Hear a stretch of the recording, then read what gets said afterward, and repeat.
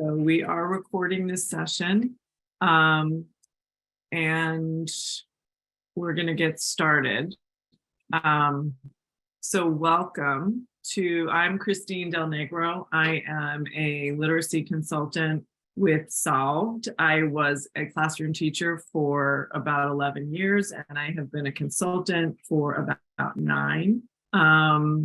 And I am really excited to be here today to give you this information. I believe that you will find it to be useful. There is a lot of information and we don't have a ton of time. So I highly recommend, if you haven't, that you open the links to the slides as well as the note catcher. All of the videos that we're going to be looking at are linked on the slides. So if you want to go back at your convenience and watch things in more detail, you will have access to everything. And everything will be emailed to you as well, I believe, tomorrow. So you should, have multiple opportunities to get the resources in, a way that you can access them permanently. If you are just jumping on, please share your information in the chat and just let us know who you are. So your name, your content area, your grade, and your school district, and then why you're taking the course and what you're hoping to learn. And I'm going to get started because, as I said, we do have a lot of information to get through and not a ton of time. We have a big group, and I think it's going to get bigger. We have over 130 people logged on right now, and we had over 200 people register for the course. So it's going to be I can't see everybody. So if you have a question, you can try using the raise hand feature. If that doesn't work, if I don't see you, if you want to unmute yourself and call out the question, you can do that. Or you can put it in the chat. If I don't get to you during the session, I will save the chat and read through it. And I will try to answer after we finished either today or tomorrow. Okay, so I'm going to move on. Before we get started, does anyone have any questions? Okay, so just to be, Danielle. Would you just be able to share the links again one more time? Sure. Bethany, Thank you so much. Yes, you're welcome. And we're going to keep sharing them just because I know sometimes, even if you're here, when it goes in the chat, there's then like 15 more people putting something up. So we will keep sharing those links. Okay, so just to be clear, make sure everyone's in the right place. Today's session is Module 4, Course D, Equitable Assessment Practices for English language learners and multilingual language learners. Okay, so again, I introduced myself. If you're just coming on, I'm Christine Del Negro. I am a literacy consultant with Solved, and I will be your facilitator for today. This session is being recorded. So just, if you see the recording button, that's what's happening. And if you could put your camera on, we greatly appreciate it. Okay, so our norms for today are to take an inquiry stance, ground our statements in evidence, assume positive intentions, and take responsibility for impact. We're going to stick to a protocol, try to hear all voices, which again, given the large number of attendees, is a challenge. We're going to start and end on time, and please be present and focused on the content of the session. And if you could have your camera on, that would be great. So this is me. I've introduced myself already. And again, I'm a literacy consultant. I have been doing this work for about 9 years. Okay. And so our intentions for today are to identify the challenges surrounding equitable and meaningful assessments of MLs, apply responsive adaptations across learning environments, and identify digital tools for equitable assessment. if you work with um, English language learners and multilingual language learners, you know that it is a challenge to meet their needs, particularly when you are also trying to meet the needs of the other learners in your classroom.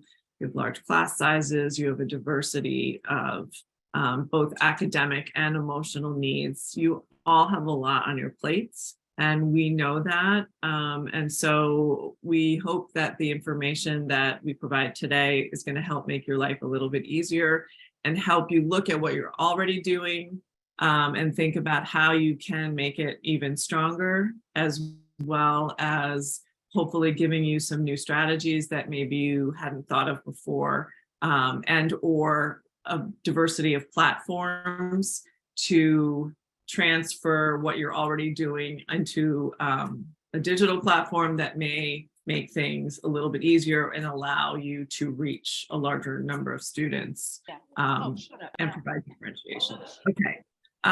So this is the agenda for today. And again, we're going to try to get through all of it. We definitely don't have as much time as we would like. If I'm talking too fast, you can, call out or raise a hand and I will try to slow down. You will have access to all of these resources once we're finished, or the links are in the chat now if you're just logging on. So I encourage you to open those links and save the documents. They will also be emailed to you tomorrow along with your CTLE credit certificate. So this is our agenda for today. We're engaging challenges in the assessment loop, looking at UDL principles of assessment, exploring responsive adaptations, extending through a choice board, and then reflection and application. Okay, and I don't know why it's not giving, let me see if I can do it this way. Oh, I see. Okay, here we go. So the link for the note catcher is in the chat. And I encourage you to open that now if you haven't already. And just take a minute to look at the activity number 1, a current strategy that you are using to assess MLs. And then what does it mean to engage in equitable assessment practices for multilingual learners? So just take a minute to think about that, jot down a couple of notes, and let's, just kind of activating your prior knowledge so that you then have a starting place.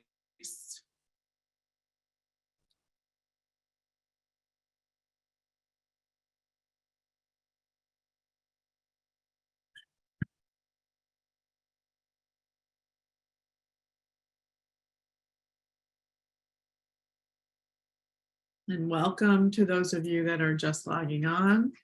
Please look in the chat for the links to the note catcher and the slides. And we are in the process of filling out the note catcher for activity 1, just jotting down some current strategies that you have for addressing multilingual learners, and thinking about what the equity considerations are and how you do that.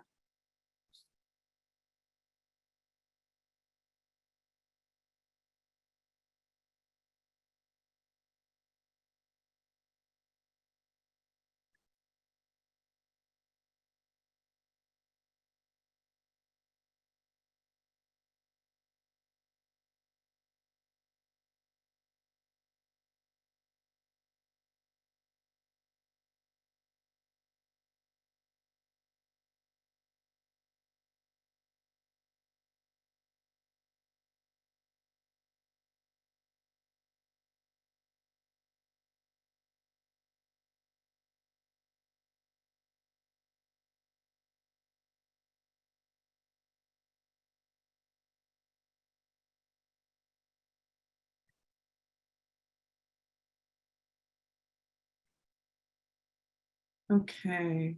Did anyone want to quickly share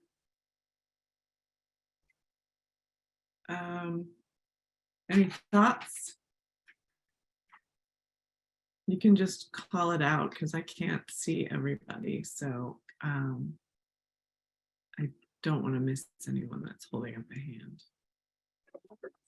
Hi, I can call out thoughts. I wasn't able to access the note catcher because I'm onto my phone and for some reason it's not loading up. Okay. But I just would share that I use a lot of YouTube videos, are really helpful, visuals, as well as partnering them up with same language speakers at times when it's appropriate. Mhm. Great. Okay. Anyone else?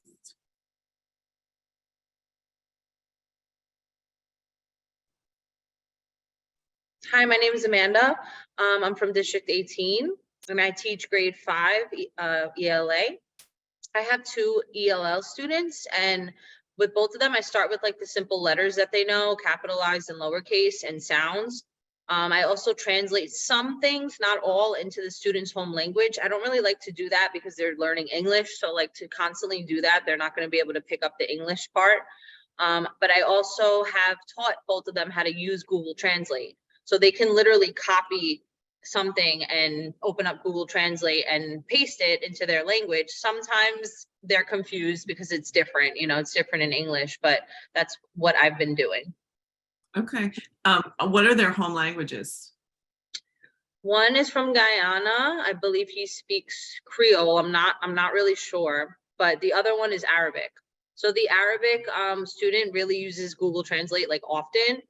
The other student has trouble with, behavior issues as well. So he's a little bit, behind, but the Arabic girl is picking up. She's really picking up from just using Google Translate on her own.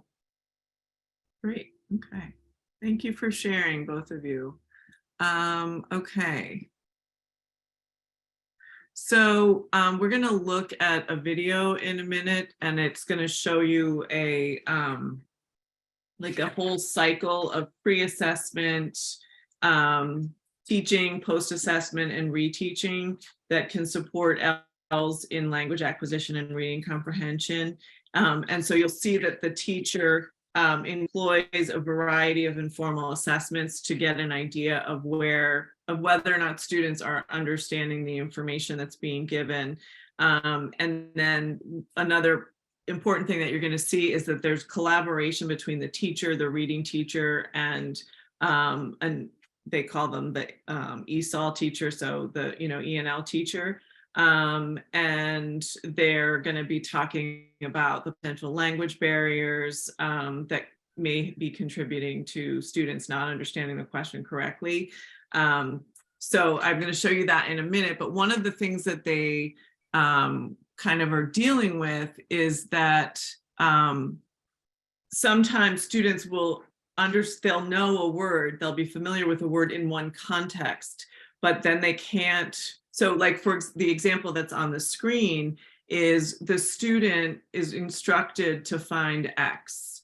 So they obviously knew the word, they knew the meaning of the word find because they found it on the page, but whoops, sorry, oh gosh. But they didn't.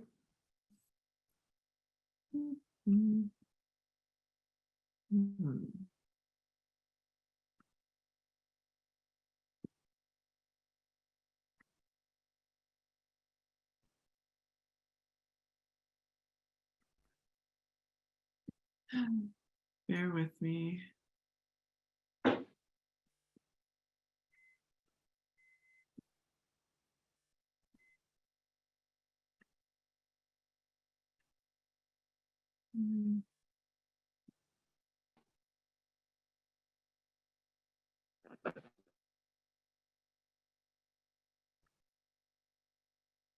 Sorry, I don't know why I'm not able to. There we go.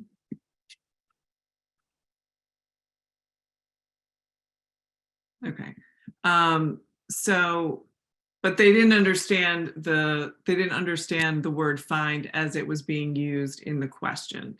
So that's one of the things that they deal with a little bit in this video, is how, as the teacher, how do you get a sense of what the student understands or not? Okay, so you will see a section in your note catcher for this video. So there's a place that you can take some notes and ask some questions. And I am going to get started. We've been talking about drawing conclusions. Now showing me with a thumbs up. Can everybody hear? Can you give me a thumbs up if you can hear that? Good, okay. Or a thumbs down. Is drawing conclusions the same kind of drawing as when I draw a picture? Thumbs up if it's the same kind, thumbs down if it's different. At Claremont Immersion School in Arlington, Virginia, assessment is happening all the time. Samantha Kirch teaches 3rd grade at Claremont. In this moment, she's checking her students' understanding of the concept of drawing a conclusion. It's like proving your answer in the text. Because of their large population of English language learners, the Claremont staff has to be very thoughtful about their assessments. When we think particularly of our English language learners, we want to make sure that we are mindful of the language that they have, and where do we need to provide support so that they're able to express what they know. What are the language components that they need to learn to demonstrate that they understand those concepts? Conclude that this person is at the beach, that his toes were in the hot sand. For example, Ms. Kirch wants to make sure her ELLs understand that the use of the word drawing in the phrase drawing a conclusion is different from drawing a picture. So Hector took what he already knew. He knows that sand and waves are at the beach, and what he read in the text, and he put it together to draw his conclusion. Excellent. She's addressing this subject today because during formal quarterly assessments, many students in her class struggled with the concept. The quarterly assessments are part of Claremont's ongoing effort to keep every student on track. We use a tight assessment loop to really show whether our students are learning the content that we need. We pre-assess our students. They show us what they have learned or what they haven't learned. Then we teach them, and then we give a post-assessment. We analyze that to see if at the post-assessment, if they haven't learned it, then we go back and reteach. We see that as just a constant loop that we are looking at what students are able to do, planning for that instruction, assessing again to see if they have mastered it, moving on to plan for that instruction, and we continue that loop together. Earlier, Ms. Kirch reviewed the quarterly assessments with Kim Klaus, the reading specialist, and Sheila Majdi, the ESOL teacher. One of the areas they struggled with was 3.6E, drawing conclusions. And it looks like on one of the questions, only about 50% of the students got it correct. And I would anticipate that just looking at the question itself, it may have to do with one of the words, recipe, or suggestions, 2 of the vocabulary words in the question.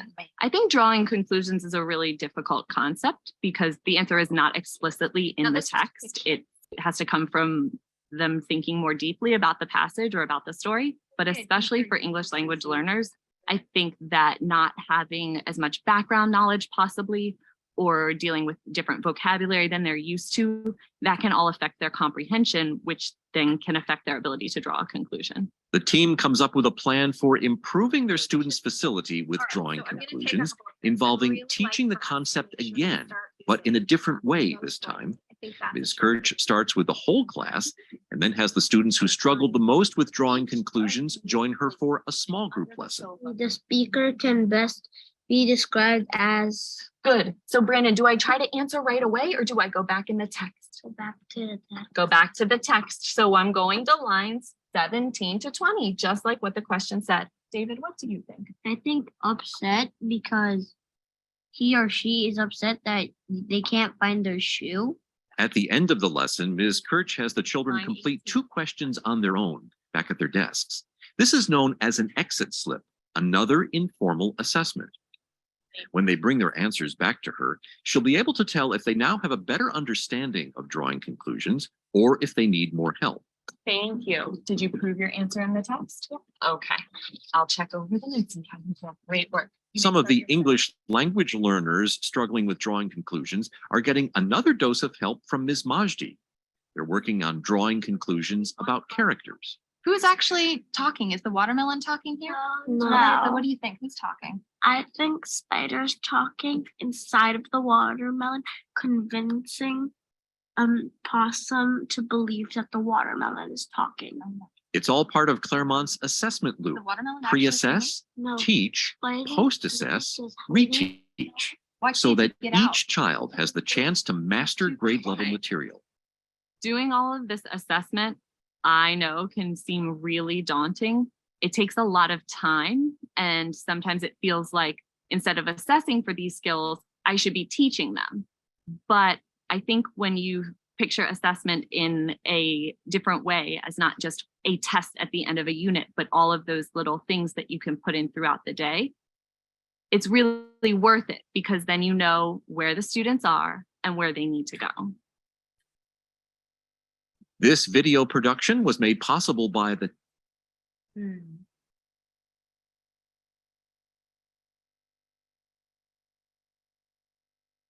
Okay, so in your We've been note- talking about drawing.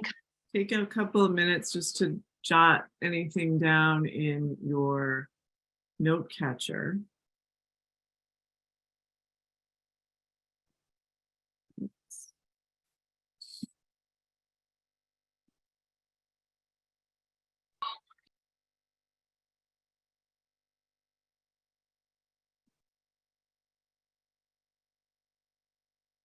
Which would be this section here.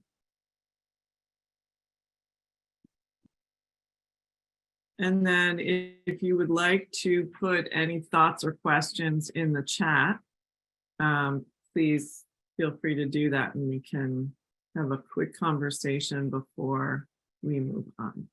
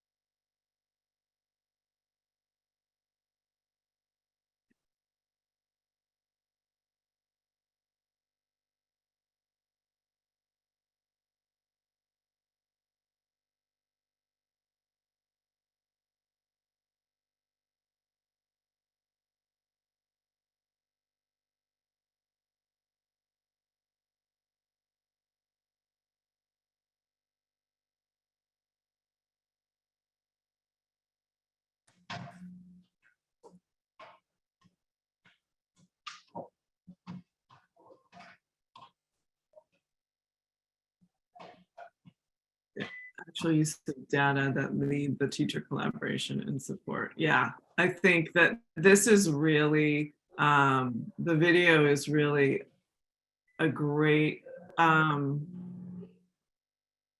example of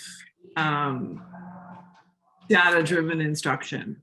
They're truly using the information that they're getting immediately to impact the instruction that they're providing to students. So the turnaround is really fast, and it allows them to really meet the students. They're working with students in real time, and they're giving them feedback in real time based on the student performance in the moment. Yeah, it's very student-centered. And the collaborative piece, I think, is really important. Because we all know it's really hard if you're in your classroom by yourself and you don't have anyone to bounce ideas off of or to collaborate with. It can be daunting, it can be lonely. So I think the more collaborative you can be, and even if you're not in a situation where you're sharing students, I think it can be really useful to, if you have colleagues, hopefully on the same grade level, doesn't always have to be that way, where that, you know, you can say, hey, can you just look at this student's data? I'm kind of struggling with what my next step should be. What do you see? What are your thoughts? So wherever you can bring in that collaboration piece, I think is really, you know, really impactful. Someone asked about activity 1 in the note, where to type in the note catcher. So that was activity 2, explore assessment for ELLs. But if for activity 1, yes, this is really sort of for your own thoughts. You can answer these questions for yourself and just, you know, to think about what you're doing now and then what the issues of equity are for multilingual learners. Okay, yes. So in this video example, how much planning time are they receiving to be able to track this data immediately? And also, maybe I missed it, but what system are they using to get this data in real time so that they can give that immediate feedback when they're doing these assessments? They didn't really give all of those specifics. I would say it looked to me like they are meeting. It looks like they're meeting pretty regularly, like, you know, daily or, you know, at least several times a week. And they did talk about some of the processes that they used. If you go back and listen to the video, and you do have the link to that if you want to go and look at it more closely. She had different charts, and she definitely had some kind of a system, but they didn't give a specific name for it in the video. Okay, because I'm like, it seems like the basic school schedule only allows to meet like once a week for about 40 minutes, which realistically, we can't even plan a lesson for one day of the week in that time frame. Right. Understood. And I think like this school has definitely set themselves up to be able to do that. And that's obviously not the situation in every school. But I think, you know, to look at it in terms of what they're doing with their, you know, the time that they have, and then what can you transfer based on your parameters? How can you take the collaborative, you know, the idea of collaboration, the idea of using the student data, and think about ways that you can maybe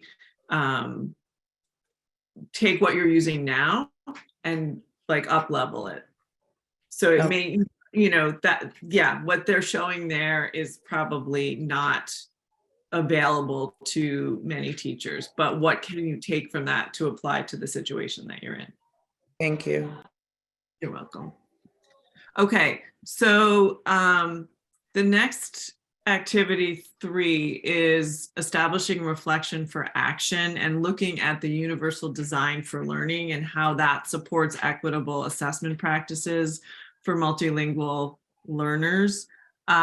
So there are 2 options, and now that I'm thinking about this, I think the best way to do, sorry. All right, I'm going to stop sharing for just a second.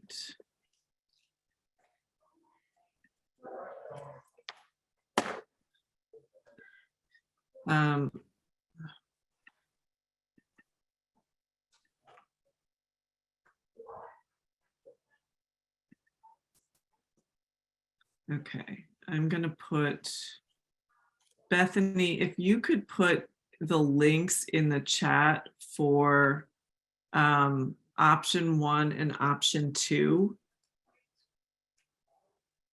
They are linked on the slides. And for those of you that if you have pulled up the slides and you're on slide 11, option 1 and option 2, they are linked in the slide. And so if you, okay, let me share again.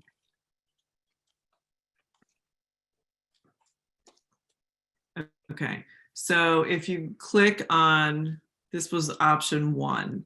it's going to bring you to this article and expression and communication. And then you have different checkpoints, which you can then click on, and it will give you a little bit more information on using multiple media for communication. And then you have the other 2 checkpoints here. You can click on those and just take a look at those. So you can choose option 1 or option 2 and just take a few minutes to read through the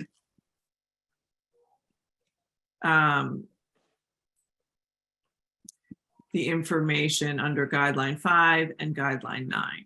And then on your note catcher, I believe there's space on your note catcher to, you can just answer the questions. I used to do X, but now I will try Y.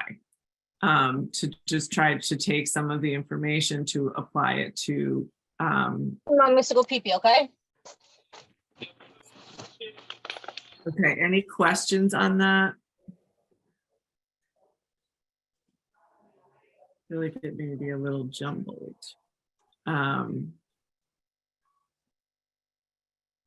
Is anyone having, let me see if they're.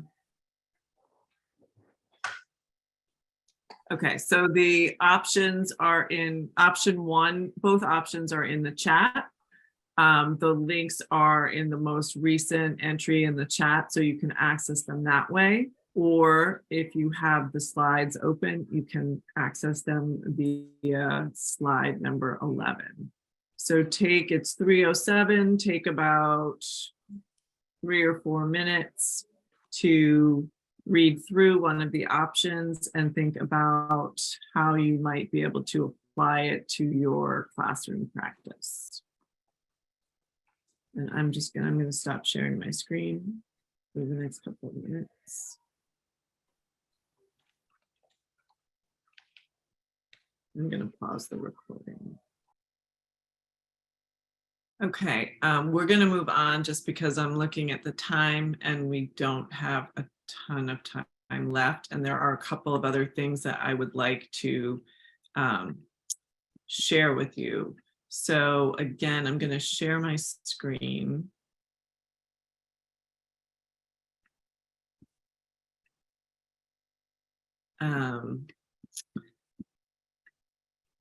And we're going to move through. Okay, so this is another, this is a chart around designing assessments. And we don't have really the time to spend on this at the moment. There are a couple of videos that I'd like to show you. But this gives you, well, first of all, it gives you a list of things just to think about. So personalizing your feedback, eliminating timed assessments, choices to demonstrate understanding, different questions and formats, and then using mistakes as an opportunity for learning. So, take a look at this in more detail at your, at your leisure, because there is a lot of information here that I think can be really helpful as you think about how to best assess your learners. And then this is also something that we're going to move through quickly, but looking at, so, thinking in terms of through the lens of equity, what are some of the things that you want to think about? And, it's definitely challenging because you have so many diverse learners in your classrooms, and you've got large numbers of students, many of you, and balancing all of it is definitely something that's challenging. And as we kind of, touched on before, time is always, there's never enough time. There's never enough time for planning. There feels like there's never enough time for instruction. So you have a lot of decisions to make in short periods of time. And so the trick is how do you make those decisions to use the time that you have as efficiently as possible and to maximize the impact that you're having on your students. So again, take a look at this when you have some time. We are gonna, so these are two videos. It's Dr. Lorraine Pierce is, she's an adjunct, an associate professor at George Mason University in Virginia. And so she talks about, you know, meeting the needs of ELLs and MLs.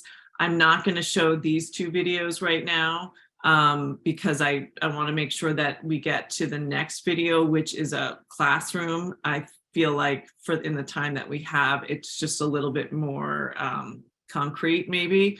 So I want to show you this, and then I have another couple of another video that I'd like to show you as well that on differentiating. So we're going to take a look at this one, and then we will talk about it. And you should see this in your note catcher also. Just let's see. So this is, we're not going to look at it's the classroom vignette is what we are looking at. And so you can use this area or just underneath the table. Okay, now I've just got to find.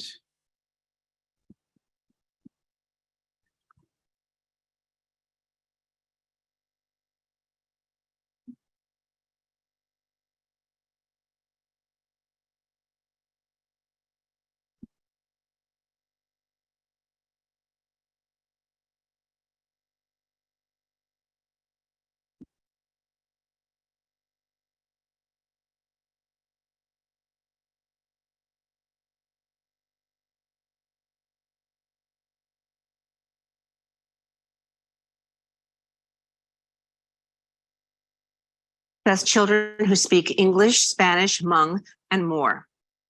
We're gonna do our letters, pictures, and sound. Ready? Letter, picture, sound. Even in kindergarten, an important ingredient of any reading program is assessment. We don't want to start a program in September and wait till June to get a sense for whether or not we're successful. We want to start in September. We want to see how we're doing in the middle of September, at the end of the September, the beginning of November. Every month, we want to have some sense of whether or not the investment we're making, the interventions we're using are effective for kids. We can't do that without progress monitoring systems. Samuel, show me the front of the book. Mr. Lee regularly measures each student's progress. Today, it's Samuel's turn. Show me the title of the book. Good. I will show you letters. You tell me the name of the letter, okay? This one. T. Good. Good. This one. Right now, he's still very low in terms of reading, letter recognition. Listen. Door, floor. Sound the same? Good. But he should come up. How about mix, shoes? Hearing a rhyme requires phonemic awareness. These quick tests will tell Mr. Lee which skills each child needs to boost. Reading coaches will offer one-on-one help to the bottom fifth of students. Can you write your first name, last name for Mr. Lee? Okay, right here. Most of my students, in fact, almost all of my students, at the beginning of the year, they don't know anything. And towards the end of the year, I have this feeling that I've done something good with them. You know, they just blossom. Good. Keep going. Even those who don't speak English. So I feel real good about that. Very good, Samuel. KB Lee is leading his students on one of the most important journeys of their lives. If you want to be on my train, you have to tell me a word that starts with the letter S. Mr. Lee's last stop today is bringing together phonemic awareness and letter sound correspondences. Socks. Good. Get on the train. Get on the train. Almost all of Mr. Lee's kids are on track for becoming readers. What sound? Well, help me. Dr. Pierce, you're an expert in this. What did you see in that classroom that the rest of us might not have noticed? Yeah, I saw the teacher engaging the student in a task. The task of doing something to follow specific instructions. And while the student was writing his name and performing certain literacy tasks, the teacher was keeping records. The teacher had already walked into the situation with a plan. He already had some kind of a checklist or some kind of anecdotal record sheet. He knew exactly what he was looking for, and he was keeping records on this individual child to be able to carefully diagnose his strengths and needs, and then therefore direct instruction based on that.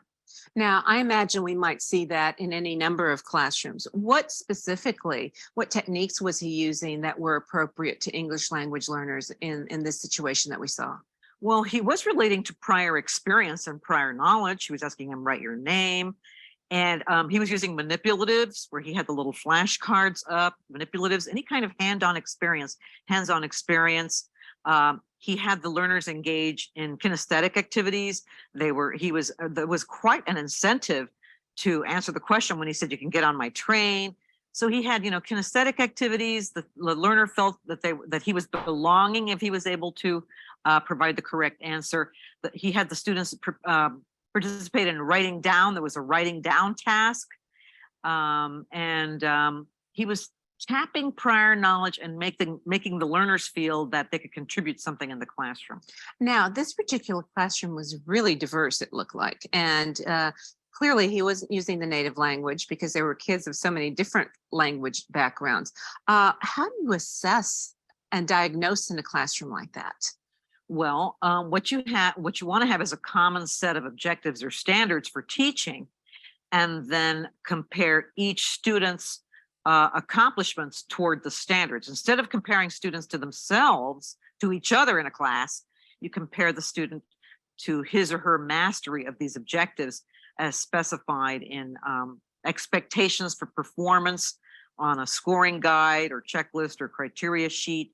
So it doesn't matter if there's 100 different languages in the classroom. What matters is that the teacher is consistent in keeping records on how close or how far each student is from accomplishing the learning objective. Now, earlier in this explanation, you talked about the necessity to assess a child's native language and to know where the student was.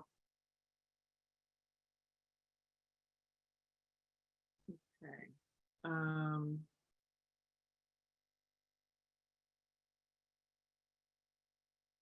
Somebody just mentioned that they use sentence starters and sentence strips with in writing skills. Yeah, totally agree. And I think they can also be useful in conversation skills as well. Okay, so that again, when you have some time, if you want to go back and look at the 2 earlier videos, but I think that the one that we saw really gives you some concrete ideas about ways of assessing students and providing them with instruction and feedback in the moment. Okay, so just take a look at this, and the question is, which of the following practices that are portable across learning environments promote equity for MLs? I was supposed to show this in the presentation mode, so you couldn't see the answer, but the answer is all of the above. So all of these promote equity. So increasing participation and concept development by using home language strategies, increasing comprehensible input by recording lessons, access to appropriate support services, increasing engagement by incorporating students' cultural assets, the breadth of their linguistic repertoire for expression by using translanguaging strategies. Translanguaging, if you are not familiar with that term, it's a relatively new linguistic idea, and it's only kind of caught on in the last 20 years or so. And it goes against the idea that we process languages separately. So the idea is that you can use a student's home language to bridge their acquisition of a new language, and so that they can, sometimes they're answering questions in their home language, or they're responding in their home language. Obviously, that's a lot easier if their home language is Spanish or French, or something that, either you may speak yourself, or someone in your school may speak some of the languages that students are coming in with. They may not, there may not be anyone else in the school that speaks that language, but using what they already know, and to help bridge what they're learning. That is what translanguaging is. Okay. We're at 3:26, so we're not gonna have time to see the last video. I'm just gonna go quickly through these slides. Personalized formative assessments are feedback in real time, identifying areas that need improvement, not grading some of the work, gouging students' learning progress, determining teacher effectiveness by what students are learning or not learning, and then making tweaks based on the information and the data that you're collecting. These are some formative assessment tools. There's Pear Deck, polling, and I just blanked on this one, and it's not, Nearpod. So these are tools that you might want to think about if you're not using them already.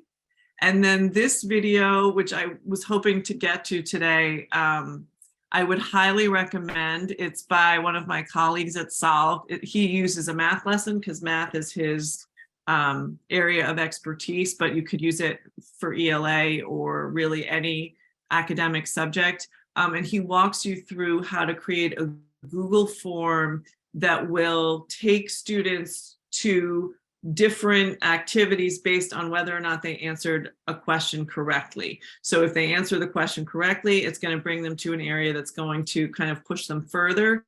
If they answer a question incorrectly, you can bring them somewhere where they can watch a video or do some kind of, more explanatory activity to help them solidify their understanding. So I highly recommend that.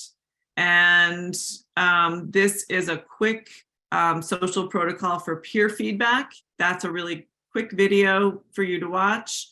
But we are here. Apologies that, we didn't get to go in depth as much as I would have liked. And just to think about it, and if you would like to put it in the chat, any next steps that you have identified for yourself based on what you saw today. And these are, so we are here. There are 4 courses. There are opportunities for additional courses, and you will get that information tomorrow.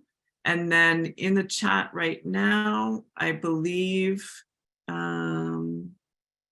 Bethany is going to put the link in for the reflection form. Yeah, more informal assessments. Ms. Kobus, I think that's great. Consistency, allowing students to participate in class discussion, absolutely. Validating students' knowledge in their own language. Consistency, immediate and purposeful use of data. Real world connections. Yeah, all of these are great next steps. So keep thinking about all of that. Ways to lower stress, but also assess. Absolutely. And so I think that yes, you will receive a copy of this presentation. I think those informal assessments, like those, real-time assessments, are a great way for you to get information as the teacher, but it's a low stakes situation for students so that you can really get a true understanding of what they know, and you can help them. And make it fun when you can, value what they bring to the table, and use that to build on, build on that to help them in the acquisition of their language. So tomorrow you will receive a copy of the slides. You will receive the CTLE certificate, it's 1 credit, and you will receive information on additional courses that you can sign up for. I believe that is it. Thank you so much for being here today. And if you have any questions and you want to put them in the chat, I'm happy to stick around for a minute or two to answer them. Have a great afternoon.